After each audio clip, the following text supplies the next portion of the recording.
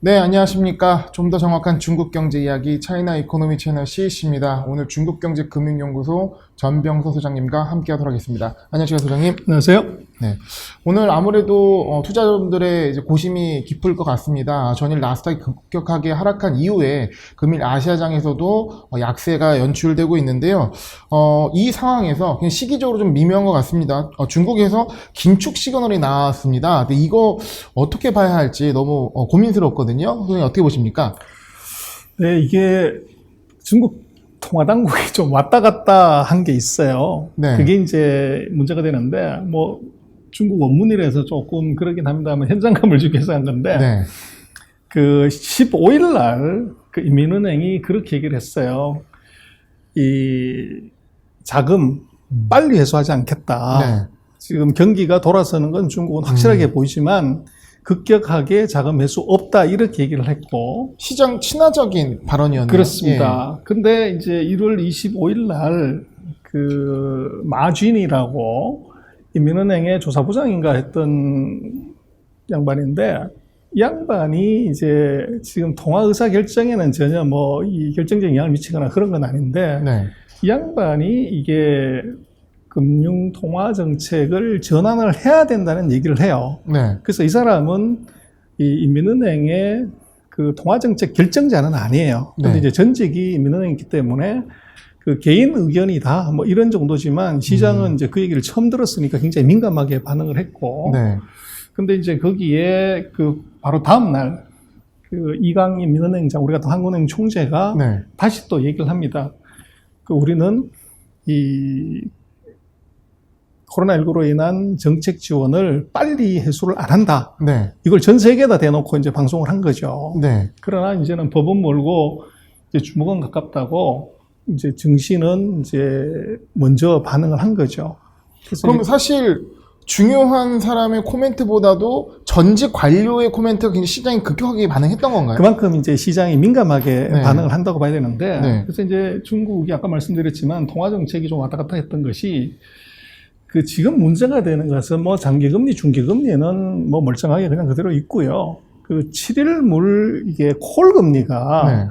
이게 이제 한 3%로씩 올라갔다는 거죠. 그리고 이제 중국은 단기적으로 지금 콜금리 그 RP 발행하는 거를 놓고 보면 이게 줄였다가 또 확 늘리고 이런 것들을 최근에 몇 가지를 한 거예요. 네. 그러다 보니까 시장이 조금 이제 헷갈리는데 문제는 지금 아마 시장이 민감하게 생각하는 것은 7일물 RP 금리가 7일물 그 콜금리가 3%대를 갔다. 네. 그 2.5%를 넘어섰다. 그래서 이게 시중의 금융 경색이다 이렇게 보는데 지금 요게 이제 최근 1년간의 그 7일물 금리인데요. 보시면 지금 뭐 2.5에서 3 정도는 가는 거죠. 레인지 안에 있는 범위네요. 그렇죠. 그러니까 뭐 단기적으로는 좀 급격히 올라갔지만 레인지 안에 있는 범위긴 한 것 같습니다. 그렇습니다. 이제 콜이라는 것은 뭐 이게 하룻밤에도 올라가다 떨어졌다는 것인데, 근데 이제 중국 정부 입장에서는 약간의 그 긴축의 모드의 발언을 이제 냄새를 풍긴 거죠. 네. 근데 그 이유는 뭐냐 그러면 경고의 성격이지 진짜 액션을 하겠다. 이건 확실하게 아니에요. 근데 그렇게 보는 이유는 첫 번째는 지금 증시에 과열의 우려가 있다고 당국자는 보는 겁니다. 예. 그래서 뭐 투자가들 입장에서는 지수도 뭐 별로 안 올라갔는데 무슨 소리냐 이러는데 내 종목 안 올랐는데 뭔 지수가 이러냐 할 수 이제 있겠습니다만. 그렇게 보는 거죠. 근데 네. 당국자 입장에서는 이 시가총액이 사상 최대고 그리고 펀드 발매를 하면 조 단위짜리 펀드가 5분, 10분 만에 다 발매가 되는 네. 그 상황. 네. 이제 이게 돈이 확 몰린다는 생각을 하고 있고 또 최근에 이제 중국 같은 경우는 이제 증시를 중국말로 따치따로 이게 급등락을 막겠다. 네. 그래서 소위 말하는 이제 슬로우불 천천히 가는 황소가 이제 중국 정부 정책의 핵심이에요. 네. 근데 최근 이제 그 중국의 주가를 보면 상당히 속도가 빨랐어요. 그러다 보니까 정부 입장에서는 스피드 조절이 필요하다. 네. 이제 이 생각을 하나 한 게 있고. 네. 그러니까 지수 가열이보다는 수급 가열의 상황을 좀 속도적으로 그렇습니다. 하겠다는 얘기죠. 그거예요. 네. 그다음 두 번째로는 이제 우리도 그렇습니다만은 정부가 주가 올라가는 거는 신경도 안 쓰지만 네. 문제는 부동산이잖아요. 네. 근데 중국도 부동산은 심각하게 봐요. 그래서 우리도 부동산 가격이 올라가면서 지금 엄청난 변화가 있지만 중국은 상대적으로 안정이 되긴 돼 있는데 이게 불붙었으면 이건 뭐 방법이 없어. 근데 최근 이제 그 한 2년 동안에 중국이 부동산 시장을 안정화를 시켰어요. 네. 근데 지금 보면 최근 들어가지고 이제 그 기존 주택 거래 가격이 요게 싹 올라가고 있다는 거예요. 아, 지금 까맣게 표시된 지금 화살표 올라간 게 그렇습니다. 기존주택 가격입니다. 그렇죠. 예, 확실하게 뚜렷하게 올라오고 있는 그림 나오네요. 그렇습니다. 네. 그리고 지금 이제 그 오른쪽 차트에서 그 회색 차트, 네. 요게 이제 그 전월 대비, 네. 그리고 일선 도시, 그냥 대도시인데 요게 지금 꼬리를 들고 올라가는 거죠. 그래서 항상 그렇습니다만 대도시에 먼저 집값이 올라가면 중소도시로 전염이 되기도 한국도 마찬가지지만 그래서 중국 당국자 입장에서는 이게 돈 풀었던 것의 효과가 부동산으로 지금 가서 부동산을 건드리고 있다 이렇게 보는 거죠. 그래서 이 경고의 필요성이 있었고 그리고 세 번째로는 중국이 작년 12월 뭐 이때 한국에서도 많은 논란이 됐지만 중국의 국유기업 또는 대형 민영기업들이 이 회사채 부도를 막네요. 네. 그리고 중국 정부는 그 한 3년 동안에 부채를 계속적으로 줄이는 공급책 계획을 했지만 2020년에는 코로나19 때문에 이 부채 줄이는 이것을 중단을 해줬어요. 네. 그러니까 서로 경쟁적으로 돈을 빌렸던 거죠. 그러다 보니까 국가 부채가 2019년에 한 258%에서 아마 2020년에는 280%대로 올라왔어요. 네. 빠른 속도로 올라왔고 이것이 전 세계로 놓고 보면 미국 다음번으로 이 부채 비율이 빨리 증가했어요. 증가율이 높다는 말씀이죠. 그렇죠. 예. 그래서 이제 중국 정부 입장에서는 그 세 가지 변수, 그것 때문에 이제 워닝을 주는 것이고, 그래서 그것을 이제 시장이 이제 조금 민감하게 받아들인 건 분명해요. 네. 그리고 또 하나는 이제 춘절 자금 수요인데, 뭐, 지난 그 방송에서 녹화는 했으면 아직 나가지는 않은 것 같은데, 거기 보면은 춘절에 자금 수요가 있습니다. 그리고 네. 춘절은 중국 전체 연간 소비의 거의 25%, 26%를 두 달 만에 해버리기 때문에 네. 자금 수요가 굉장히 큰 거죠. 그래서 항상 중국은 이제 1월 달 또는 2월 달에 대규모 자금을 방출을 해요. 그리고 끝나면 이제 회수를 하는 거죠. 네. 근데 지금 같은 경우는 이게 지금 중국의 그 춘절이 또 1월에 있느냐 2월에는 다르지만 춘절이 긴 해 2015년부터 최근 6년간을 놓고 보면 작년 같은 경우에 한 1조 6천억 위안 정도 돈을 풀었어요. 네. 춘절 기간에. 네. 근데 금년 같은 경우는 이게 코로나19가 다시 재확산의 조짐이 보이기 때문에 고향 가지 마라. 네. 그 직장에서 그냥 있어라고 하는 이제 이 춘절을 직장에서라는 캠페인이 지금 벌어졌고 정부가 실제로는 명령을 해서 못 가게 하는 거죠. 네. 그렇게 되면 고향에 가는 선물을 안 사기 때문에 상대적으로 돈 수요가 그렇게 크지 않아요.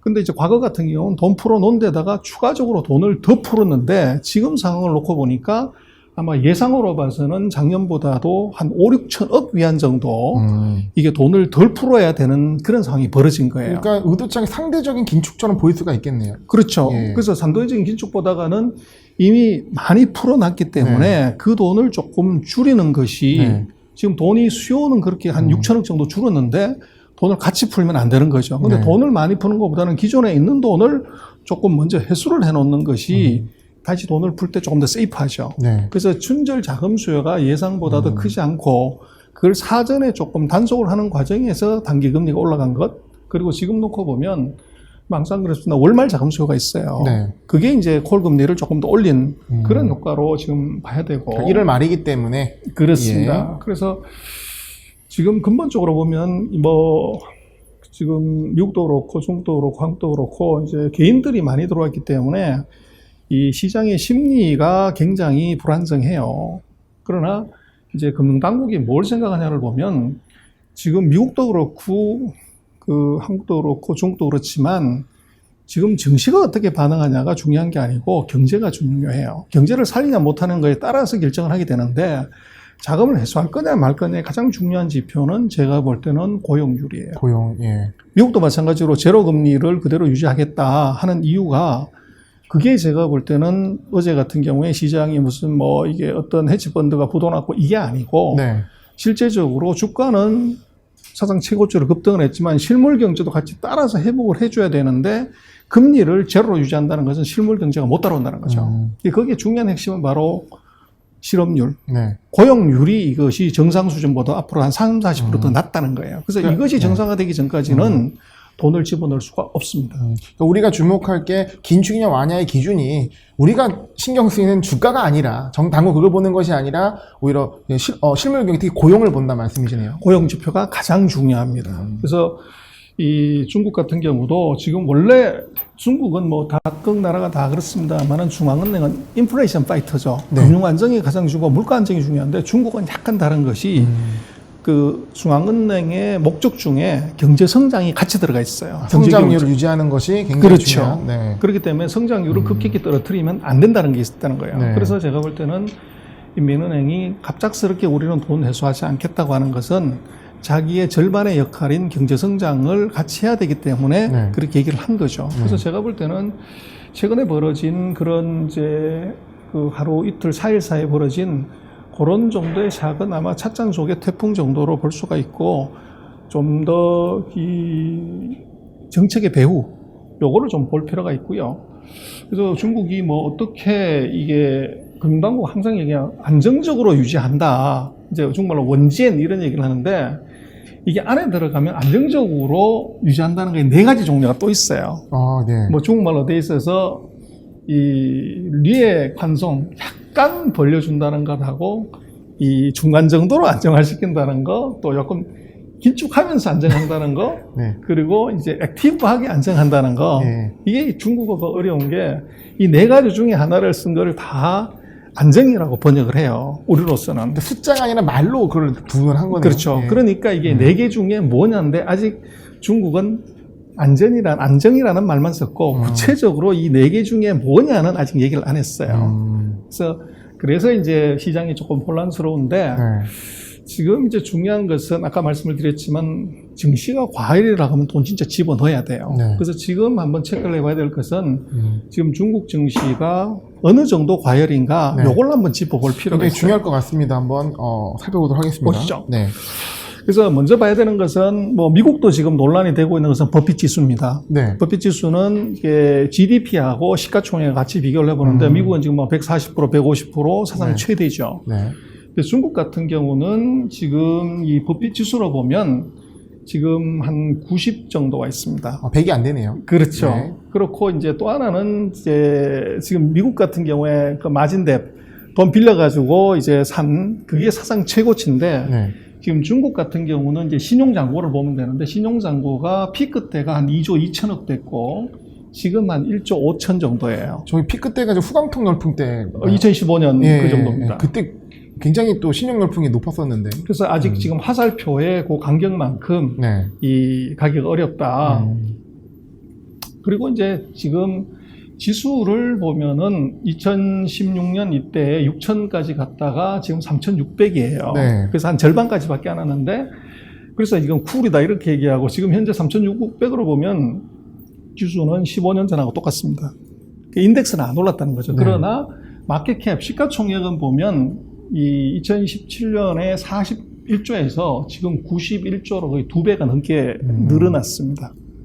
그래서 시총은 사상 최고, 지수는 15년 전과 동. 지수로 따지면은 과열이 아니고 시가총액으로 따지면은 많이 상승했고. 그렇죠. 예. 그래서 지금 이제 과열의 지표는 버핏 지수로 보는 게 맞는데 네. 지금 중국도 2007년에는 지금 미국 수준보다 조금 높은 GDP 대비 150%까지 갔어요. 그리고 말씀하신 2014년에 111%, 그리고 지금 현재 수준이 90% 수준입니다. 그래서 놓고 보면 아직 111까지 가려면 한 20 정도, 그리고 이제 2006년처럼 그렇게 가려고 하면 한 60 정도가 더 이제 갈 수 있다, 가야 된다, 그렇게 얘기를 드릴 수가 있고. 네. 그리고 이제 뭐 아무래도 그 과열의 중요한 지표 하나는 거래 대금이죠. 그래서 시가총액 대비해서 거래 대금 비중을 보면 이 2007년에 한 1.2% 정도 일거래 대금이 시총에, 그리고 2015년 이때 보면 2% 정도 됩니다. 네. 근데 지금 뭐 최근에 중국 같은 경우에 일거래량이 1조 위안, 하루에 170조가 거래가 돼요. 근데 엄청난 금액이지만 시총 대비해서 보면 아직 0.5%밖에 되지 않습니다. 그래서 거래 대금으로 놓고 보면 그렇게 많은 거래가 아니다 이렇게 볼 수 있고, 그다음에 이제 그 신용 거래가 이게 이제 우리 같으면 신용 쓰는 사람의 이 거래가 전체 거래액에서 얼마를 차지하냐.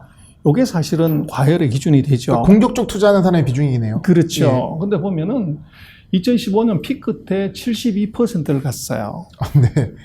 엄청나고, 그리고 2019년 같은 경우도 59%인데 지금 네. 한 46%밖에 안 됩니다. 높지 않네요. 그래서 아직 높지 않다는 거죠. 네.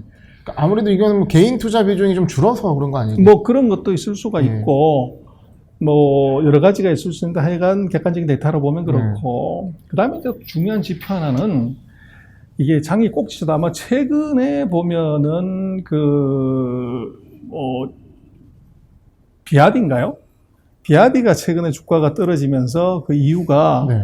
비아디의 그 부인이 네. 사모님이 개인적으로 돈을 좀 쓰겠다고 이 주식을 좀 팔았더니 네. 이게 대주주 가족이 팔면 회사에 뭐가 문제가 있는 것이 아닌가. 네. 그래서 주가가 툭 떨어진 적이 있죠. 그래서 대주주의 지분 매각은 굉장히 중요한 네. 시그널이 돼요. 네. 그래서 대주주가 지분 매각했을 때 요게 주가 지수하고 상관성을 한번 그려봤는데 2015년에 보시면 대주주가 1로 보면 엄청나게 팔아치웠죠. 근데 여기 가장 많이 팔았을 때가 지수 6천 갔을 때하고 똑같이 맞아 떨어집니다.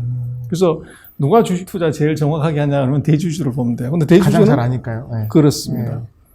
그리고 이제 2019년 같은 경우도 보면은 이제 78, 그리고 2020년에 그 주가가 4월 달에 올라갔을 때도 한 71, 그런데 지금 수준을 보면 최근에 보면 한 10.3. 맞네요. 예, 상대적으로. 그래서 네. 대주주들이 지금 주가가 꼭지다 이렇게 인식하지는 않고 있다 이렇게 볼 수 있고, 네. 반대로 이제 대주주가 지분을 살 때 네. 이때가 바닥이죠. 보시면 2016년에 보면 이제 엄청나게 사고 있고, 또 뭐 2019년에도 보면 주가가 바닥일 때 대주주들이 왕창 사죠. 네. 근데 지금 이제 2020년 4월 3일 보면 뭐 대주주들이 그 지분을 매입하지 않고 있습니다. 그래서 주가는 뭐 더 올라갈 거라고 보는 거죠. 그리고 개인들이 계좌를 몇 개 개설하냐. 네. 이게 지금 한국도 증시 폭발의 중요한 요인이 735만 개인가 하는 계좌가 작년에 개설이 되면서 네. 난리 폈잖아요. 근데 중국도 이 계좌 개설 수를 보면 한 달에 지금 160만 개의 계좌가 개설이 됩니다. 그럼 뭐 어마어마한 것처럼 보이지만 중국 전체로 보면 이건 아직 세 발의 피다. 그래서 2015년에 주가가 많이 올라갔을 때 한 달에 489만 개, 네. 500만 계좌씩 터졌다는 거죠. 그리고 뭐 200만 계좌, 240만 계좌는 터져야 네. 이게 좀 이제 주가 좋았네 이렇게 얘기할 수 있는데, 지금 160만 계좌 요 정도 갖고서는 과거의 주가의 과열 시기에 비하면 아직 한참 미치다. 이제 그렇게 볼 수가 있고요. 그래서 지금 중국의 개미가 도대체 몇 명이 계좌를 터서하냐면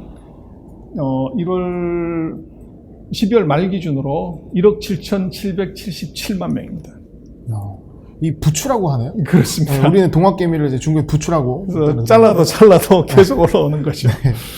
그래서 아까 말씀을 드렸던 월별로 파란 색깔이 지금 그 순승한 계좌 숫자인데, 지금 160만 계좌면 그 사이 보셨던 200만 계좌에 아직 못 미치고 있다. 네. 그래서 개인들도 아직 그렇게 열광적으로 덤벼드는 건 아니고, 그 다음에 이제 아무래도 밸류에이션을 봐야 되겠죠. 그래서 PR이 얼마냐인데, 이게 2007년에 지수 6천 갔을 때 47, 그 반등했을 때 33, 그리고 2015년일 때 21. 그래서 지금 수준이 17 정도입니다. 그래서 주가가 많이 오르긴 했지만 그 사이 이제 기업 이익도 좋아졌고, 그래서 상대적으로 아직도 이 밸류에이션은 그렇게 높지가 않다. 네. 그렇게 볼 수가 있어요. 그리고 이제 그 또 하나 중요한 시그널은 이제 장이 좋을 때 기업들이 대거 증자를 하고 IPO를 해요. 그래서 IPO를 많이 했을 때가 또 역설적으로 나중에 보면 그게 주가 꼭지입니다. 근데 최근에 IPO 뉴스가 상당히 많았죠. 많은데요. 예. 그래서 지금 놓고 보면 이제 시총 대비 이제 증자 비율을 본 건데, 2007년에 보시면 노란 색깔 보면 이제 아주 높죠. 네. 그리고 이제 2015년은 이제 2015년 말에 조금 높았고, 그리고 2017년에 이게 약간 높아요. 그때도 보면 주가는 조금 더 올라갔고, 근데 지금 상태가 어떠냐를 놓고 보면 요것은 이제 증자하고 회사채 발행한 것을 시총으로 나누게 되는데 네. 지금 보면 그 2.2% 정도 수준, 요게 이제 2015, 16년, 2007년, 8년 수준이에요. 근데 지금 수준이 얼마냐 그러면 0.7% 수준입니다. 그래서 그 지금 놓고 보면 이게 뭐 증자를 많이 하고 IPO를 많이 하는 것처럼 보이지만 그 사이에 시장의 사이즈가 커졌다는 거예요. 네. 그래서 지금 놓고 보면은 한 1%, 1.4%에서 2.2% 정도 가야 이게 과열이라고 볼 수 있어요. 절대적 수치는 그렇게 높지 않다는 말씀이죠. 그렇죠. 그래서 그렇게 놓고 보면 지금 중국의 당국이 지금 한 18가지 중국의 과열 지표를 우리가 체크를 해봤지만 이게 과열이 돼서 정부가 손을 써서 스톱을 시켜야 될 만한 수준은 아직 한참 아니라는 거죠. 네. 그러나 아까 말씀드렸던 것처럼 단기적인 자금이 모여서 이것이 과열의 시그널, 또 이제 투자를 하면 안 되는 분들이 너무 많이 몰릴까봐 이게 경고를 하는 거다. 그렇게 해석할 수 있다는 거죠. 그래서 방금 체크해봤던 한 7가지, 8가지 지표로 놓고 보면 네. 과열이기 때문에 정부가 하지 말라. 이런 건 아니라는 거죠. 네.